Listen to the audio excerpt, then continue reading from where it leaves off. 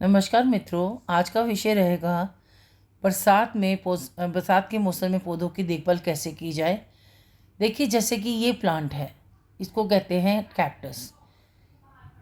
सेनोप्सिस इसका कैक्टस नाम है। तो ये जो प्लांट है, इसमें ज़्यादा पानी नहीं जाना चाहिए।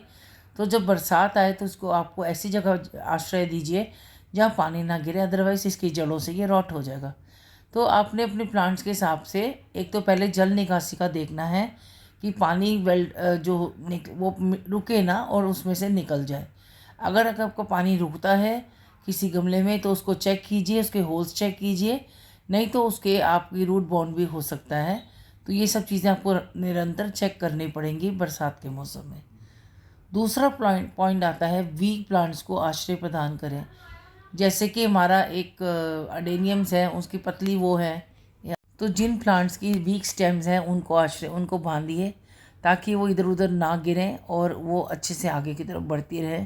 अडेनियम्स ही हैं, उसको सहारा दे सकते हैं, लकड़ी का सहारा दीजिए या बेलों को भी अच्छे से बांध के रखिए ताकि वो आगे बढ़ती रहे। और जो बाकी पत्ते वगैरह बेलें गिर रही हैं उनको आप काट काट के छांटते रहें। तीसरा पॉइंट आता है regular clearing and cleaning of plants को आपने नीचे से गमले भी उठा के देखने हैं। कई बार हम उठाते हैं तो वहाँ चींटियाँ वगैरह होती हैं, तो आपने सफाई करेंगे तो कभी कभी गमलों की जगह भी चेंज कर दीजिए और क्लीन करते रहें। छत की क्लीनिंग हम कराते हैं, एक दिन छोड़ के हमारा माली आता है, वो अच्छे से क्लीनिंग करता है और पानी देता है। उसके बाद आता है पॉइंट नंबर 4, फंगल डिजीज़।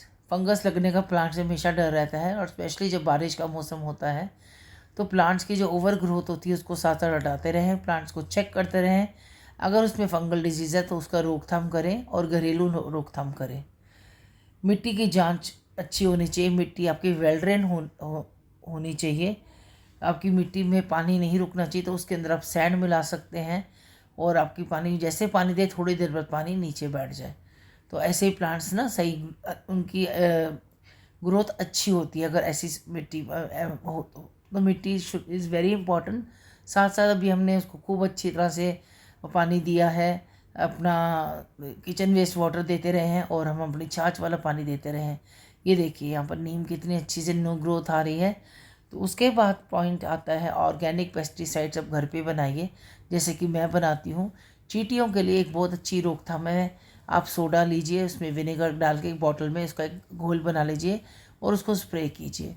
छोटी छोटी चीज़ें कीजिए, जैसे कि हम नीम के पत्तों का पानी बनाते हैं उबाल के, तुलसी की टहनियाँ पुरानी ले लीजिए, बेसिल की टहनियाँ पुरानी, उसको बॉईल कर लीजिए, उसमें आप हरी मिर्च लहसुन और अदरक डाल के एक उबाल ले लें। उसको ठंडा करने पे आप पौधों पे स्प्रे कर सकते हैं। मैं तो यही करती हूँ और इसी से अपनी बचाव करती हूँ। केमिकल स्प्रे से बचिए, बिकॉज केमिकल से हमारे बॉडी में डिजीज़ हो रहे हैं।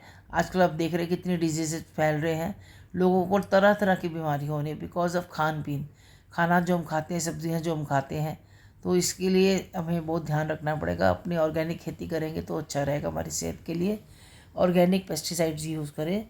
पानी देने की पद्धति को देखिए, उसकी पानी आपने कैसे देना है, मतलब आपने ओवर वाटरिंग नहीं करनी ना अंडर वाटरिंग करनी। अगर आपको लगे सतह उसकी बिल्कुल सूख गई है गर्मी की वजह से तो आप उसमें पानी दे सकते हैं, अदरवाइज़ पानी कम दीजिए, तभी आपके प्लांट्स बचे रहेंगे। तो पानी देना कोई ज़रूरी नहीं कि अंडर वाटरिंग एंड वाटरिंग दोनों में ही फ़र्क अपना ध्यान रखें। उसके बाद गमलों में मिट्टी ढीली करें, गुड़ाई करें। इसका मतलब है कि आपने गमले को मिट्टी को ढीली करना है, ठीक है ना। उससे क्या होता है, ऑक्सीजन जाती सीधी रूट्स तक। सूर्य का प्रकाश और स्थानांतरण, मतलब कहाँ पे उसकी प्लेसमेंट है, जहाँ पे हर जगह, वैसे तो ये टेरेस है जब हर जगह धूप मिलती ही है, पौधों को धूप बहुत ज़रूरी होती है, उससे कीटाणु वगैरह भी दूर रहते हैं और धूप मिलनी कुछ प्लांट्स के लिए बहुत ही ज़रूरी है। और क्या करें कि मिट्टी में ना, गमलों में बरसातों में मिट्टी में गमलों में मिट्टी भर दें और नीचे प्लेट्स हटा दें। जो पानी की प्लेट्स होती है उसमें एक्स्ट्रा पानी इकट्ठा होता रहता है। जब भी आप टेरेस पे जाएं या अपने गार्डन में जाएं, जहाँ जहाँ पानी भरा हो उसको आप निकाल दीजिए। और समटाइम्स क्या होता है, रूट्स भी ज़्यादा बन जाते हैं तो उससे भी पानी जो है वो ठहर जाता है, तो उसमें आप छड़ी डाल सकते हैं। तो इसमें आप अपने निश्चित कीजिए कि मिट्टी जो है ऊपर तक भरी हो। वैसे कहते हैं मिट्टी ज़्यादा नहीं भरी होनी, पर बरसातों में ध्यान रखें ताकि वाटर लॉगिंग उसमें ना हो। तो ये मैंने कुछ पॉइंट्स आपको बताए हैं। प्लस बच्चों को भी साथ में सम्मिलित कीजिए अपने कार्य में, उनसे छोटे छोटे काम करवाइए, उनको आप कुछ ना कुछ फूल लगवाइए, उनसे उनसे कोई ना कोई सफाई करा सकते हैं, हेल्प करा सकते हैं। बच्चों को भी गार्डनिंग में रुचि रखें, बच्चों को अपने साथ शामिल कीजिए, उनकी ग्रोथ अच्छी होगी, ब्रेन सेल्स अच्छे बनते हैं, डेवलपमेंट अच्छी होती है। गार्डनिंग एक तरह की मेडिटेशन है और बच्चों के लिए भी बहुत अच्छी, बच्चों में पॉजिटिव एनर्जी आती है। तो ये काम ज़रूर करें, बच्चों से सफाई वगैरह करवाएं, या पानी देने के बताएं कि पानी देना होता है पौधों में, तो वो बहुत इन्जॉय करेंगे। तो ये कुछ गार्डनिंग टिप्स मैंने आपको बरसात के लिए बताई थी। तो मुझे बताइएगा आपको कैसी लगी है।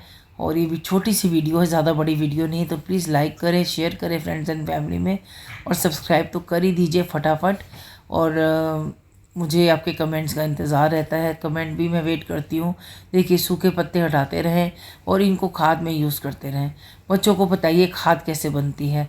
तो बच्चों को डेवलपमेंट के लिए अगर आप चाहते हैं हमारे आगे की जनरेशन में कई पॉइंट्स अच्छे हों, पॉजिटिव एनर्जीज लाइए उनके अंदर, उनको अच्छे से सिखाइए। तो ये एक तरह की, बच्चों को हम मॉल ले जाते हैं, खिलौने खिलाते हैं, बहुत सारी चीज़ें महंगी महंगी लेके देते हैं, बट उनको एक तरह से उनकी जो ब्रेन सेल्स अच्छे डेवलप होते हैं। तो मित्रों, मैं आपसे विदा ले लेती हूँ, अब जाने का समय आ गया है। अभी लौकी और वो हार्वेस्ट पे थोड़ी सी रोक आ गई, बट भिंडी और बैंगन हमें मिल रहे हैं। अपना ध्यान रखिए। Thank you friends, organic gardening करें। Thank you.